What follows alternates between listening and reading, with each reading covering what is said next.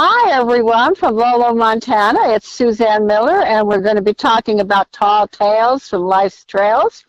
It's a delightful, kind of a cloudy, overcast, but very warm afternoon in Lolo. In fact, I see some storm clouds brewing. We have our pony club going, and I see that Wakati is still in the nest. Still calling for fish. I hope she stays through tomorrow, because tomorrow we are going to have all of the 7th and 8th graders from Lolo School coming to learn about the nest so they can participate in our Spring Awesome Osprey project. So tomorrow morning at about 9 o'clock, we'll have 54 students walk over from Lolo School, and we're going to divide them up into 3 different stations.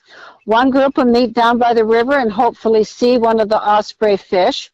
Another group will gather at the dance hall where they can see some videos. They will be with Bree, and the group at the river will be with Sandy, who is a very ardent bird watcher. And then I will take a group right under the nest and explain to them the history of our nest. So I'm hopeful that they see an actual osprey tomorrow when they show. I wanted to follow up on our Tuesday edition of the Labor Day survey, and I have a very special guest on the telephone with me. Can you say hello, Celia? Hello, Celia. How are you? How are you? Exactly right. You know, I feel like I'm talking to an old friend, Celia. We've known each other for some time now. We have. Yes. Celia? 2018 we started. Yes. Celia was one of the original, and has helped us here at Days at Dunrovin just immensely in so many ways. Celia, you've given us financial support, you've given us moral support, you've manned the cameras, you've been active on the chat and welcoming new members, and I just, even though I've never met you, I think of you as a close dear friend, and I'm delighted that you consented to talking about your work history. Oh, good. Well, I enjoyed talking to you. Yeah. Well, I'm going to go right through the survey a little bit and talk about some of your answers so that people get to know you a little bit. I see that you're just a couple years older than I am, Celia. Born in 46. I was born in 48. So we're really contemporary people, aren't we? Yes, we are. Yeah. The old ladies, yeah, but old only in body, not in spirit, right? Praise the Lord. Yep, that's the truth. And this is something I did not know about you, and that is you were born in Wells, Maine. Can you tell us a little bit about that, Celia? Oh, well, we moved right after my youngest brother, who was born in 49. Right after he was born, we moved down to New York. I guess we had to follow where the jobs were at that time, you know. Uh-huh. And my father was a chef, and he was, he couldn't get along. You know, chefs are something else. And so he ended up working for the railroad, and the railroad sent him down to New York, and they packed all 5 of us kids in the car, and I've not been back to Maine since, except watching the Hog Island. Is the closest I've been watching the Hog Island osprey. So when you say New York, where in New York did you move to? We moved to not far from where I am now, really, maybe about 20 miles inland. Oh, We're wow. right on Lake Erie right now. Oh, wonderful. And is that where you graduated from high school? Yeah, no, just a little ways from there, though. It's all in the same general area. Uh-huh. I graduated from Silver Creek Central.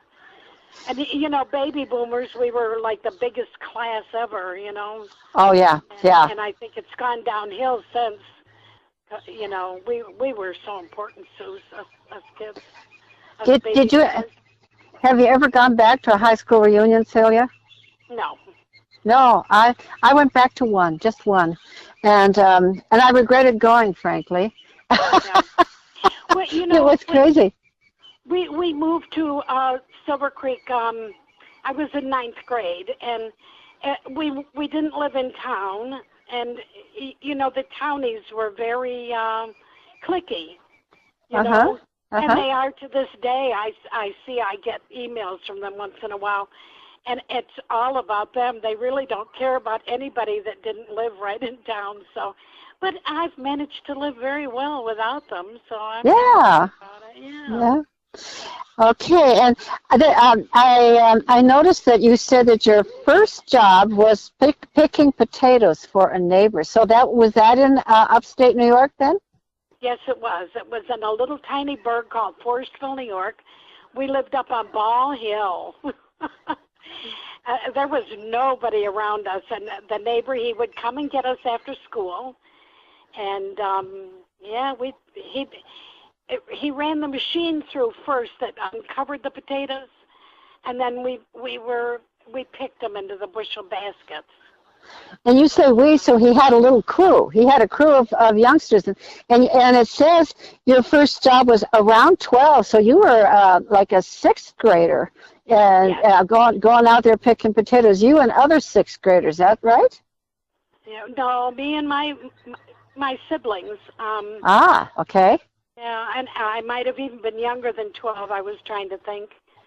Yeah. I don't think very well anymore, but yeah, but that was one of the first things. We also did tomatoes in tomato season and berries in berry season and grapes in grape season. We picked all the produce. Oh, I guess I didn't realize that part of New York had so many truck and grape farms.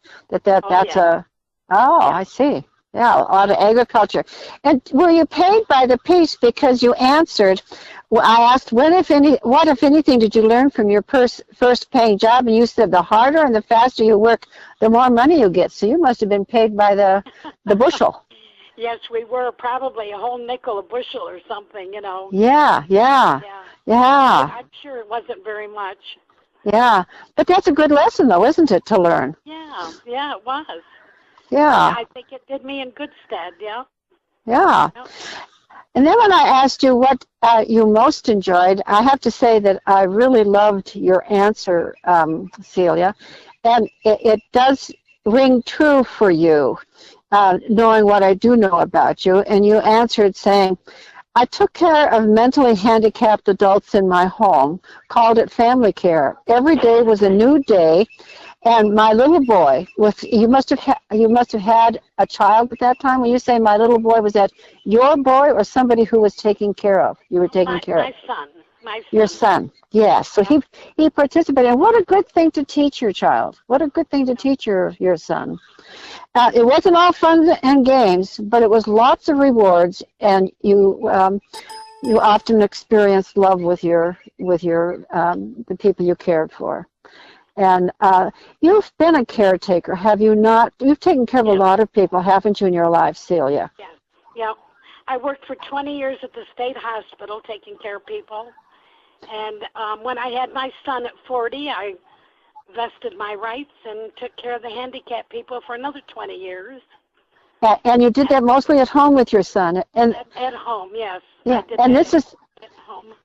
And this is the son you live with now, is that not correct? That's true. Yep. He's become my caretaker. Well, I mean that you've taught him well. Yeah. You taught him well. Yeah. And in fact, if I remember correctly, Celia, when I first met you, you were caretaking for your own mother. Can you tell us about that? Yeah, my poor mom. Yeah, she was 95. She would have been 100 this year. My goodness. Yeah, she's the smartest person I ever met, the most intelligent, the nicest.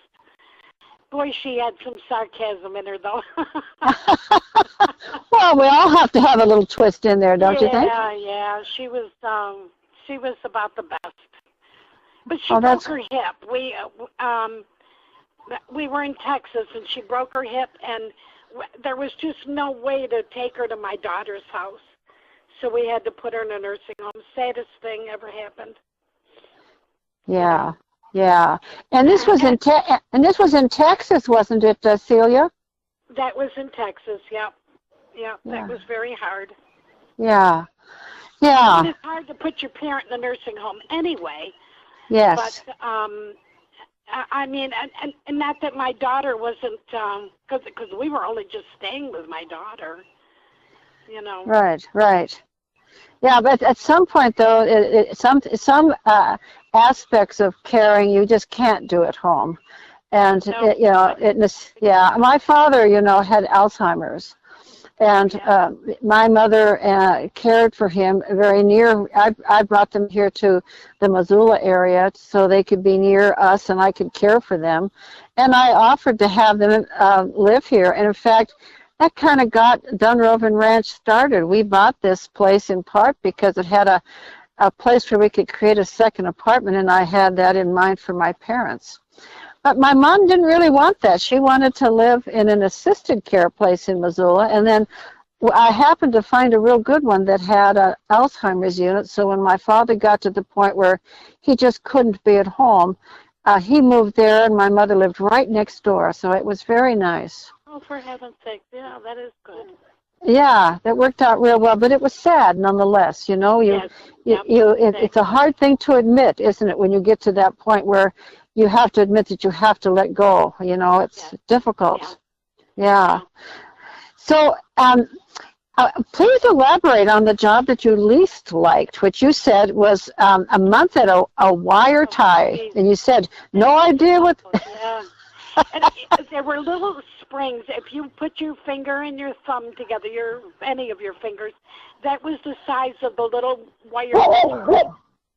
And you put them in these little holes that went around in this great big cog, bigger than your dining room table. It went around. And, of course, then they fell out in the back and you put more in. You just sat there and did that. I used to do things like put my finger in to see how long I dared leave it in before I took my finger off. Yeah, But also, I found that I knew all 50 states, and I found I knew all 50 capitals of all 50 states. I just, those are things I did while I sat there, tried to figure them out alphabetically, and yeah. So it was a job that you had you seated. You weren't standing all day.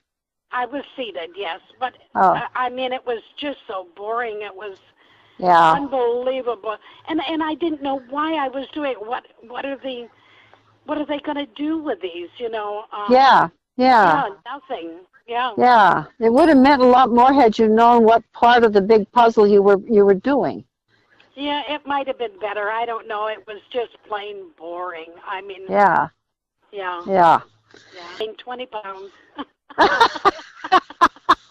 Yeah, boy, that's always the working at an ice cream store or a Dunkin' Donut place or anything. That's always the danger, isn't it? Oh yeah, yep. Yeah. So you drove for Meals on Wheels for a while, and then I loved this response, Celia, when I asked about unpaid jobs. And in fact, I read it the other day because I happened to worked as a kid at a neighbor's farm, but mostly had a crush on Frankie. Worked so hard for him, and he had a girlfriend, the rat. Well, whatever happened to Frankie? You've got to tell us the rest of the story, Celia. Well, as soon as he graduated high school, they got married, and actually it was his parents' farm, and the father stayed in Buffalo all week and only came home on the weekends. So it was really all up to Frankie to take care of this farm. His mom helped a little bit, but not much. She was a lady, That's the word I want. She didn't get her hands dirty. And, but geez, I have no idea why I just love that man. I got to tell you. One time I was searching all over the barn for him, and he and his girlfriend were up in the, I was so stupid, They were up in the haymow, so I even went up in the haymow. Oh, God, I'm embarrassed now to even think about it, but I did that, Where's my Frankie? Have you seen him? Have you seen him since? You? Yeah. He's an old man, just like I'm an old lady now. Yeah. And he's still not bad looking, that's great. Yeah, there's no counting for love, is there? You just Yeah, Yeah. attraction is attraction, and you can't really fight it or make it happen. When you might find a great person, you think, gosh, you'd be the perfect person, but no sparks, and you can't make it happen. That's true. Yeah. Yeah. So when I asked you to tell us something funny, you talked about a little girl who had Down syndrome. Maggie, can you tell us Maggie's story? My little Maggie, yes. Maggie, she was a smart Down syndrome. She didn't have any language at all. Uh-huh. In fact, she got a thing to vote, and when I called and said, well, she can't vote, and they said, well, why not? I said, well, she doesn't know any English. Well, what language does she know? It was hard to explain, Right. But anyway, she had different hand gestures for things, and the one was like she made a fist and she pounded her hand down. If you can just a fist, just and not hitting the table, but just close. And she showed that to me, and I looked at her, and she pointed at Bobby, one of the other clients. And I said, well, he hit you? She said. And I said, well, then hit him back. Well, she did, and she nearly knocked him down. Now, she was just a little tiny thing. But then later I found out that was a sign that he fell. Oh. I felt so bad for Bobby, but it was a couple of years later, so it wasn't anything I could do about it, Yeah, oh yeah. Yeah. It goes to show you how important language is, isn't it? Yes. Yeah. Yeah. She called Santa Claus Mishiawawa. And whenever I'd get mad at Johnny or Johnny would get mad at me, I'd look at him and I'd go, Mishiawawa. And we'd both start laughing, even to this day one of us will say it, and it can make things a lot easier between us, That's wonderful. Yeah. So how long did you have Maggie with you? I think 16 years, and then she passed away. Oh, Celia, you must have been like a mother to her. Yeah, she was my girl. Yeah. They told me that they gave her to me because she's the only one that I was taller than. Wow. What a beautiful thing you've done with your work life, Celia. Yeah, I did love my guys. Yeah, I did. Well, and that's what you said on the survey is what you had most pride and joy from is taking care of people. And you really have taken care of people who are oftentimes the ones that are the most difficult to care for and to include in a family setting like you did. And this was all in your home, is that right? Yes. Wow. Yes, how lucky for them. Yeah. How very lucky for them. Yeah. Well, and for us too. I got to stay home with Johnny. Right. While he was a baby and going to school, and I didn't have to go out to work, so that was good.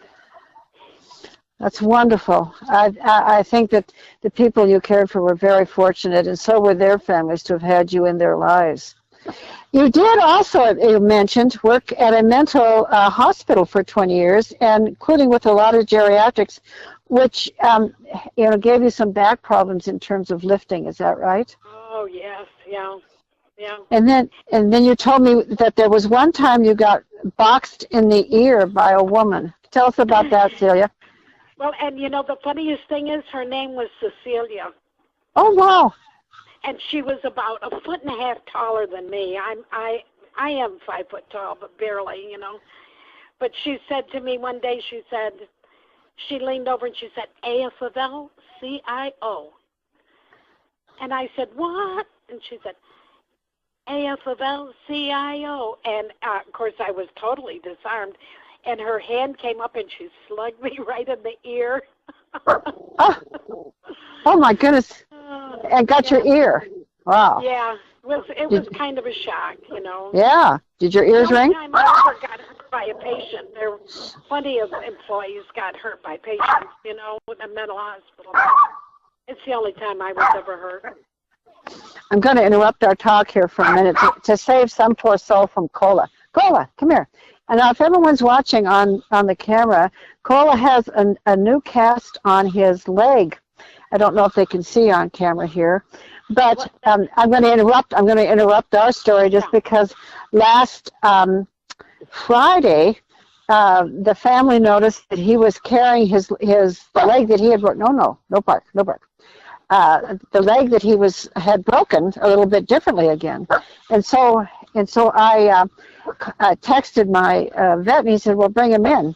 And he took an X-ray, and the little stinker, he didn't re-break his leg, but he broke the plate that they put in the leg.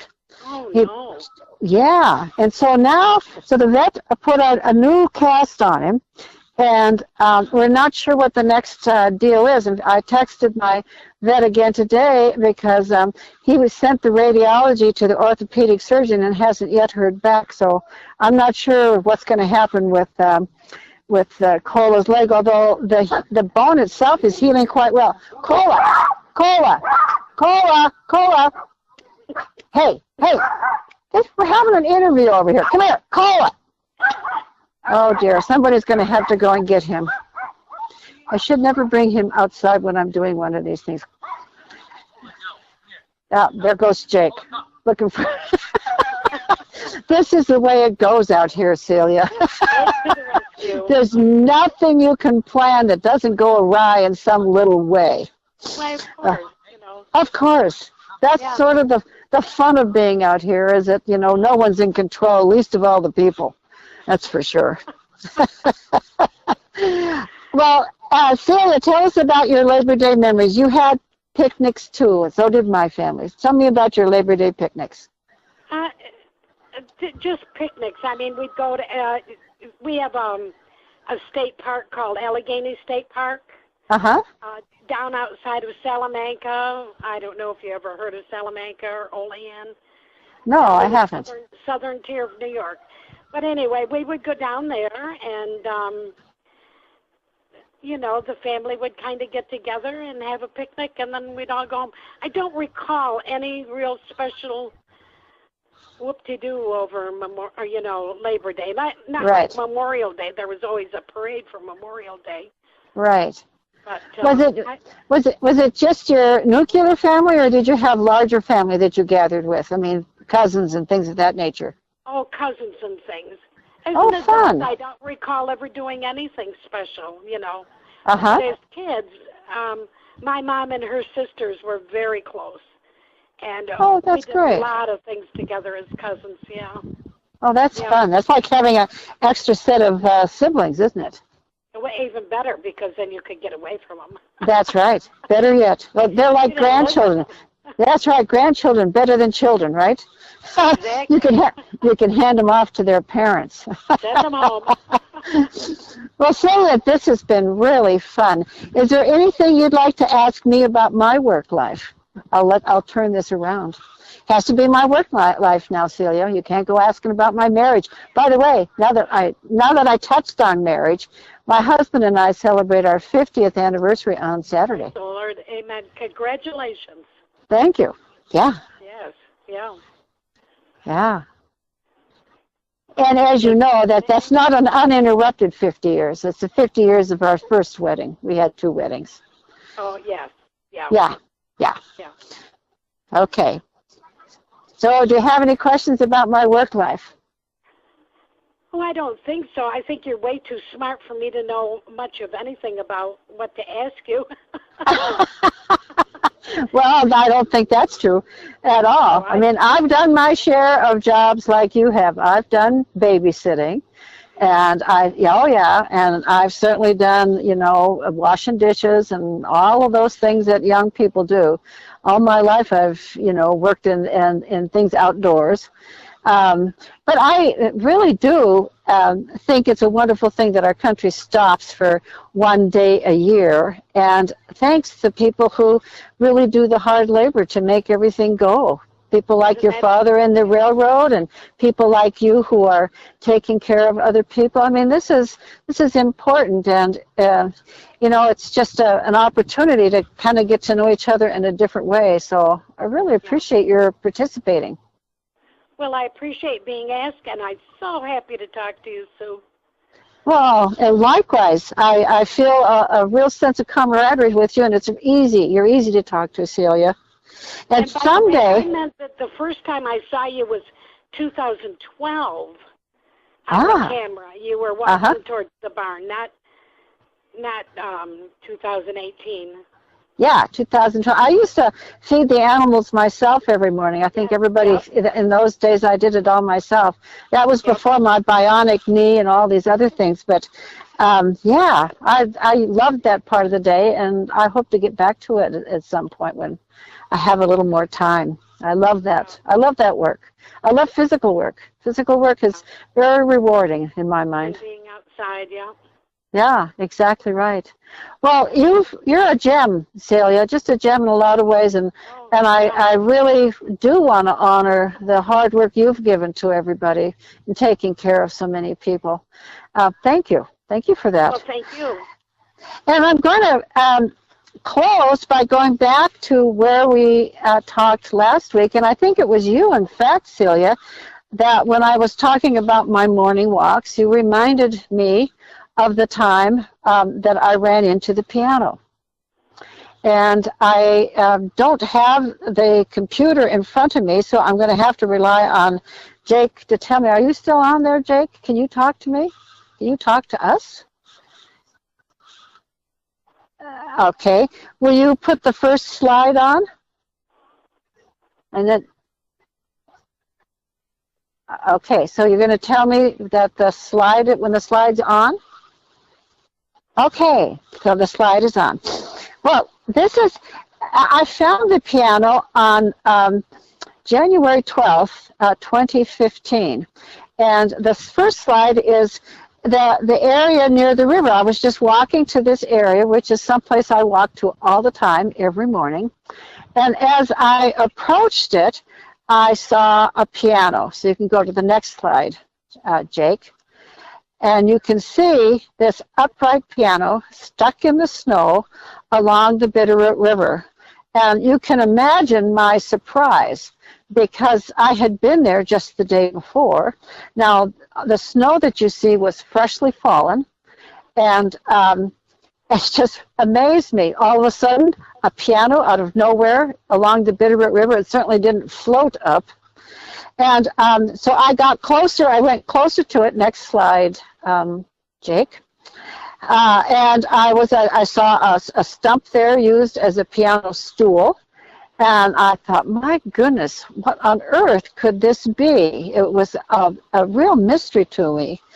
And as I got closer to it, next slide, Jake, I could see that the keys, the old keys were still there. There was no piano board, so it was much lighter than it might have been had they had this soundboard in it.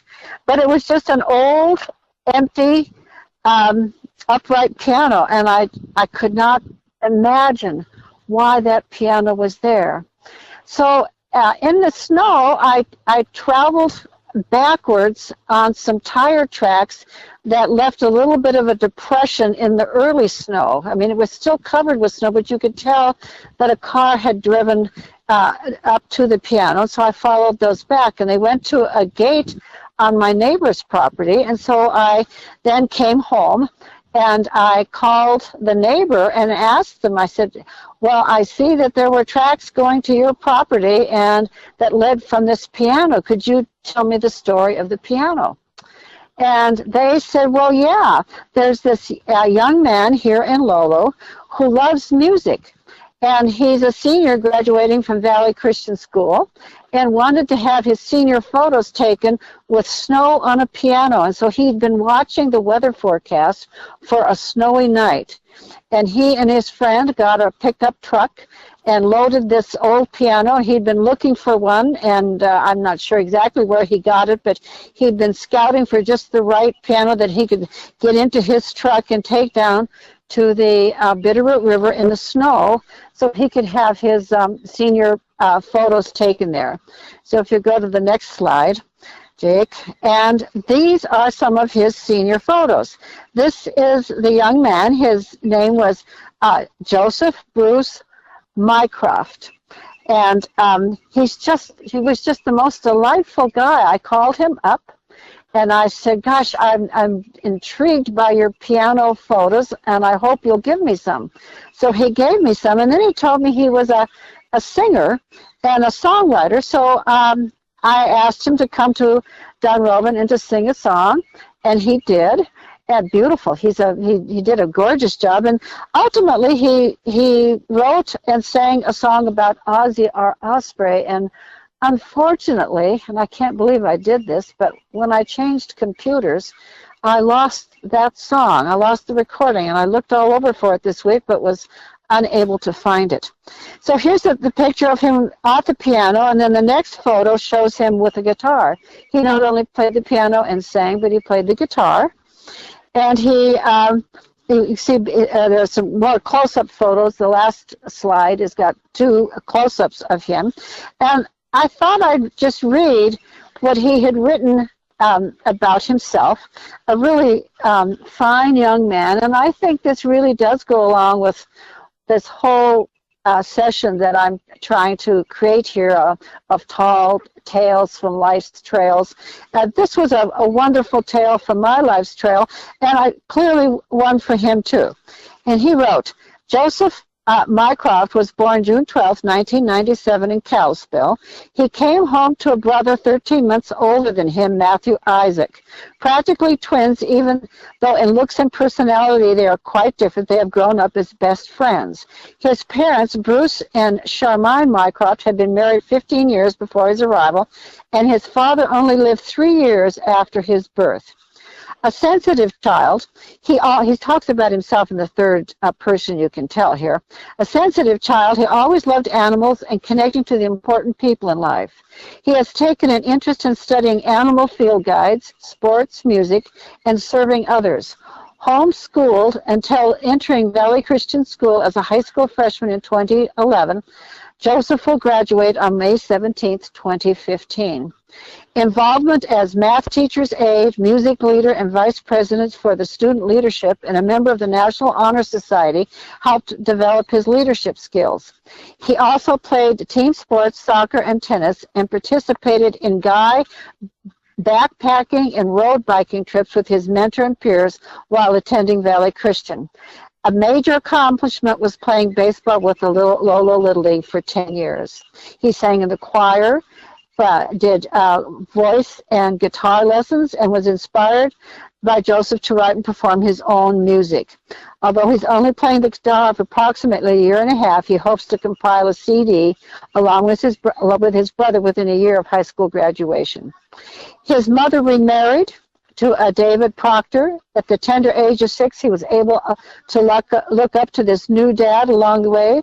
Joseph and his family have been avid churchgoers where they have grown up and his social life has centered. He able to serve others with his music and service. He is presently fundraising in order to take a short mission trip to Mexico where he plans to work with orphans and migrant workers. What a fine young fellow. I know that he got married I think a year or so after graduating from high school, and I have lost track of him since, but lovely people. And I will cook up a tale from my own work history to tell you. I've got some fun, exciting stories from my times in Alaska that I think you would be interested in. So I'm going to wave goodbye at this point. I assume everybody has seen on the ranch camera that we are using for this broadcast our new rosebud contraption that Jake and James have created, and I think it's going to work beautifully, and I just want to thank them for doing it. So Celia, if you're still on, can you say goodbye with me? I think she's off. She's off. Okay. Well, goodbye, everybody. Thank you for coming. Love you all, and we'll see you next week. Bye.